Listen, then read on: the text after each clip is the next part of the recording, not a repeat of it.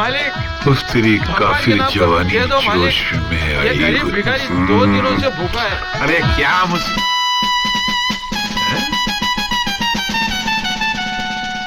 पैसा डालिए मालिक। लगता है आपका मुझसे बुरा हाल है, इससे ज्यादा तो मैं भिखारियों को दे देता हूँ। इधर आप, ये कपड़े कहाँ से मिले तुझको? ये तो इस बंगले के मालिक ने दिए हैं। भगवान उन्हें कपड़े की मिल का मालिक बना दे। इसका कॉलर किधर है? इसका कॉलर तो उन्होंने निकाल लिया। कह रहे थे घर में कोई शहरी कुत्ता आया है। कुत्ता? हाँ, उसके गले में पट्टा डालना है। वो देखो मालिक आ गए। ये मालिक है। मालिक आप क्यों नर्वस आ गए? ये आपसे बड़ा दानी नहीं है। नहीं, ये देखिए 10 पैसा दिया भिखारी ने। मालिक इनको बुला रही है। कौन है? अरे कहाँ गया? कहाँ है? अंकल आपके लिए चीनी कितनी डालूं? थोड़ी सी शक्कर डालना, ज्यादा नहीं। अरे मम्मी डैडी आ गए। Hi mom, hi dad. यहाँ सब कैसे? अच्छी हूँ मम्मी। बहुत सुंदर है। क्या सुंदर है? नहीं, ये गांव बहुत सुंदर है, यहाँ के लोग बहुत सुंदर हैं। चलिए ना अंकल। हीरा जी। सामान लेकर आओ। जी अच्छा। चलिए आइए। बहुत अच्छी जगह है ना? जी। बेटी तुम उन्हें सामान उठाने को क्यों कह रही हो? उन्हें? हाँ। ये तो नौकर है यहाँ का। नौकर? हाँ। उनकी शक्ल तो ठाकुर साहब से मिलती है। बेटे तुम ठाकुर भानु प्रताप के बेटे हो ना? जी।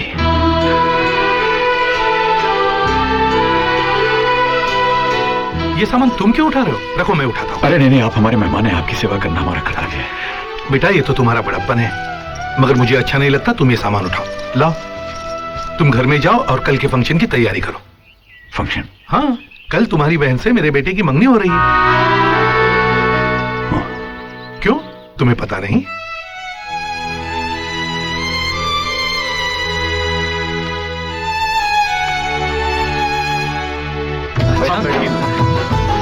ये हमारे जी।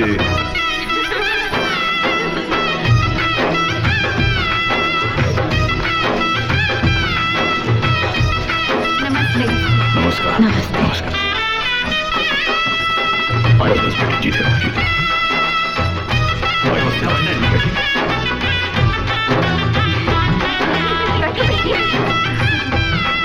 तो समधी जी जैसा आप कहें, पंडित जी आए हुए, इनसे कोई तिथि निकलवा ले। हाँ हाँ पंडित जी बोलिए, कौन से दिन का मुहूर्त निकला है? ठाकुर साहब, विवाह के लिए 10 तारीख का मुहूर्त निकला है, लेकिन विदाई के लिए 10 और 11 दोनों तिथियां कष्टकारक हैं। ठीक है, तो विदाई फिर 12 तारीख की कर लेते। ठीक है, बहुत बेहतर।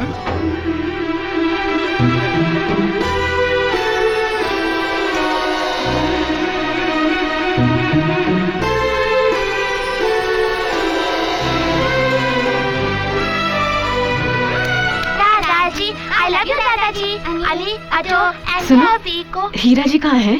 पता नहीं, छोटे काका दादाजी के सामने नहीं आते। क्यों? हाँ? दादाजी को छोटे काका पसंद नहीं।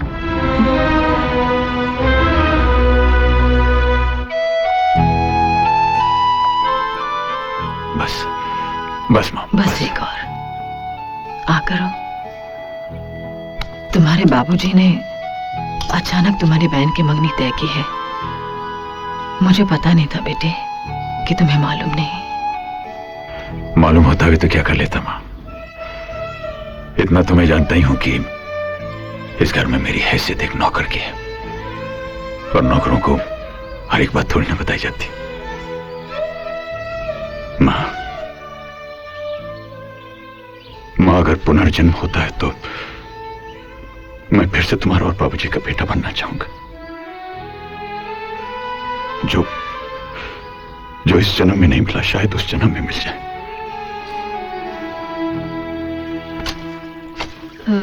मिंद्रा भैया, क्या है? फिर से कपड़े आयरनिंग करवाने हैं क्या? मैं आपसे मिस्टर हीरा के बारे में कुछ जानना चाहती हूँ। आप ऐसे क्यों देख रहे हैं? क्योंकि आज तक किसी ने हीरा को मिस्टर हीरा कहकर नहीं कहा। क्या जानना चाहती हैं आप? ठाकुर साहब यहाँ के सबसे बड़े आदमी हैं। उनका एक लड़का डॉक्टर है, दूसरा इंजीनियर।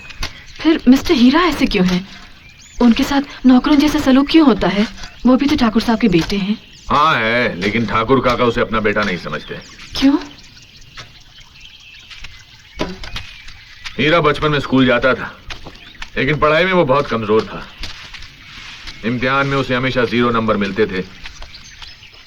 0 नंबर पाकर वो घर जाएगा और फिर पिताजी की मार खानी पड़ेगी, इसलिए वो 0 का 100 बना देता था। लेकिन मार तो उसे तब भी पड़ती थी। वो क्यों? क्योंकि 100 में कितने 0 लगते हैं ये भी उसे मालूम नहीं था। वो कभी 4 0 लगाता था और कभी 5 0। हीरा को पढ़ाई में जरा भी दिलचस्पी नहीं थी। वो तो सिर्फ गौरी के लिए स्कूल जाता था। गौरी? गौरी कौन? ठाकुर काका के दोस्त की बेटी। गौरी के माँ बाप बचपन में एक कार एक्सीडेंट में चल बसे थे। ठाकुर काका गौरी को अपने साथ घर ले आए और गौरी और हीरा दोनों साथ स्कूल जाने लगे। हीरा गौरी को पसंद करने लगा। गौरी पढ़ना चाहती थी, लेकिन हीरा हमेशा उसे खेलकूद में उलझाए रखता था। गौरी पढ़ नहीं पाती थी। किताबों के साथ हीरा की पढ़ाई लिखाई भी पानी में बह गई। जिस स्कूल में गौरी ने मार खाई थी, उस स्कूल से हीरा को नफरत हो गई। उस दिन से उसने स्कूल की तरफ पलटकर भी नहीं देखा। हीरा के साथ रहकर गौरी की पढ़ाई खराब हो जाएगी, ये सोचकर ठाकुर काका ने गौरी को पढ़ने के लिए शहर के हॉस्टल में भेज दिया। हीरा और गौरी अलग हो गए, अलग अलग बड़े हुए। हीरा हमेशा उदास रहता था, मगर एक खुशी थी। गौरी हर शनिवार शहर से आती थी। शनिवार और इतवार ये 2 दिन हीरा के दिल को खुशियों से भर देती थी।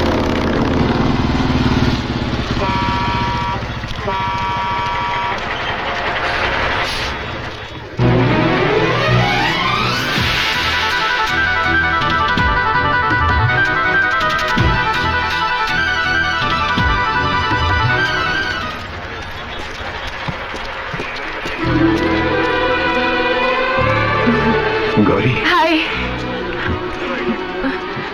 नहीं, कोई बात नहीं है। नहीं, दो ना। कैसे हो? ठीक हूँ, हल्का सा बुखार लग रहा है। अरे तो चलो डॉक्टर को नहीं नहीं, कोई जरूरत नहीं है। दिखाओ। डॉक्टर साहब, क्या क्या क्या क्या? यहाँ है। वहाँ क्या दिखाने को बोल रहे हो? अच्छा, तुम क्या समझते हो? बिना आ जाने ही मैं डॉक्टर बन गया हूँ? अरे हम एमबीबीएस है, एमबीबीएस। उसे मुंह खोलने के लिए कहा।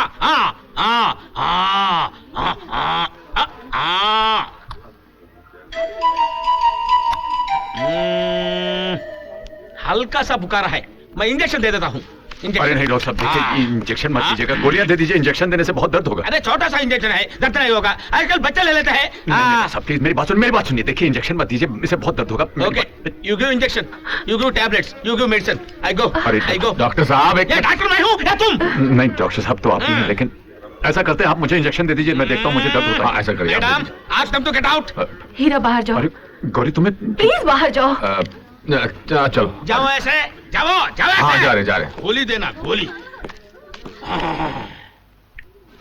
देखा, इंजेक्शन दे दिया उसे।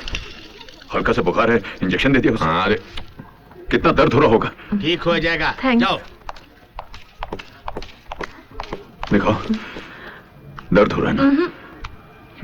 तुम गाड़ी में बैठो, मैं भी आता हूँ। तुम कहाँ जा रहे हो? पूछने जा रहा हूँ, फिर कब आना है? चलो जाओ। आजा मेरा। हाँ जो चलो, हो गया। हाँ जी, हाँ बताते हैं। कुछ नहीं, बस एक छोटा सा टेस्ट है। टेस्ट है? हाँ। क्या टेस्ट? ये दिखाने के लिए दिखाने के लिए कि इंजेक्शन देने से कितना दर्द होता है। हाँ बता दें बस। और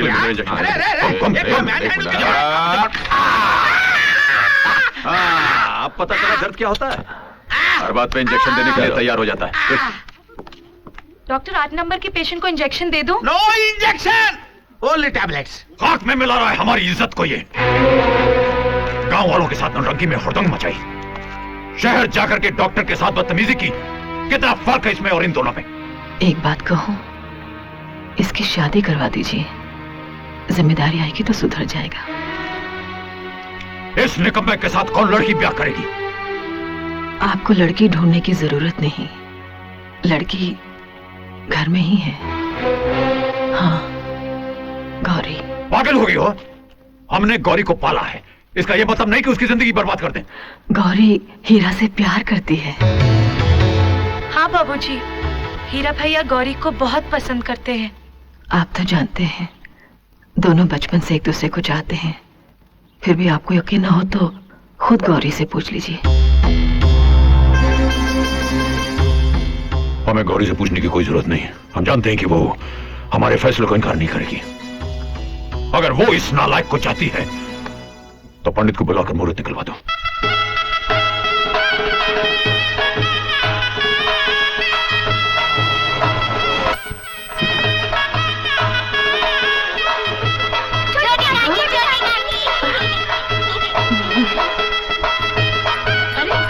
देखो गौरी आ गई। आओ आओ गौरी, आओ ना। दीदी, ये सब क्या हो रहा है? ये तुम्हारी शादी की तैयारी हो रही है।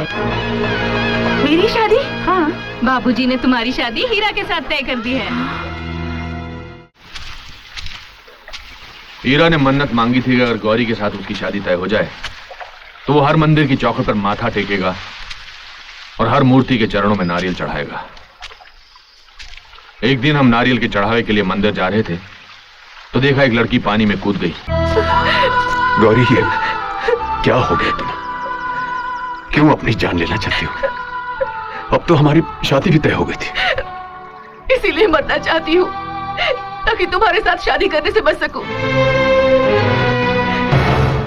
फांसी की सजा पाने वाले से भी उसकी आखिरी इच्छा पूछी जाती है, मगर तुम्हारे पिताजी ने ना तो मेरी पहली इच्छा पूछी ना आखिरी।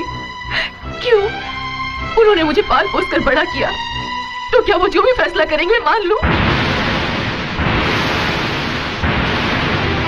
क्या मेल है तुम्हारा मेरा? मैं पढ़ी लिखी, तुम अनपढ़ गवार। कोई पहचान, कोई आइडेंटिटी है तुम्हारी? अपने ही घर में एक नौकर की तरह रहते हो तुम। नए जमाने में पैदा होकर पुराने जमाने की जिंदगी जी रहे हो तुम। क्या कहूंगी मैं अपने पढ़े लिखे दोस्तों से कि जिससे मैंने शादी की है उसे जिंदगी की हिस्ट्री ज्योग्राफी नहीं मालूम। जैसा पैदा हुआ था वैसा ही है, सिर्फ कद बड़ा हो गया है और कपड़े पहनने लगा है। तो मतलब तुम्हें हीरा से प्यार नहीं है गौरी? प्यार तो इंसान जानवरों से भी करता है, तो क्या वो उनसे शादी कर ले? मुझे पता होता कि तुम्हारे पिताजी अपने एहसान के बदले में मेरी शादी तुमसे कराएंगे तो मैं अपने मम्मी पापा के मरने के बाद तुम्हारे घर में नहीं रहती, किसी अनाथ आश्रम में चली बस जाती। गौरी, बस अब और कुछ कहने की जरूरत नहीं। पिताजी को शायद तुम पर भरोसा था कि तुम उनकी बात नहीं टालोगी, इसीलिए उन्होंने तुम्हारी इच्छा नहीं पूछी। अच्छा वो ये बात तुमने मुझसे कह दी, पिताजी से कहती तो उनको दुख होता, सारी जिंदगी पछताते कि तुम्हारी मर्जी जाने बगैर उन्होंने फैसला कैसे दे दिया।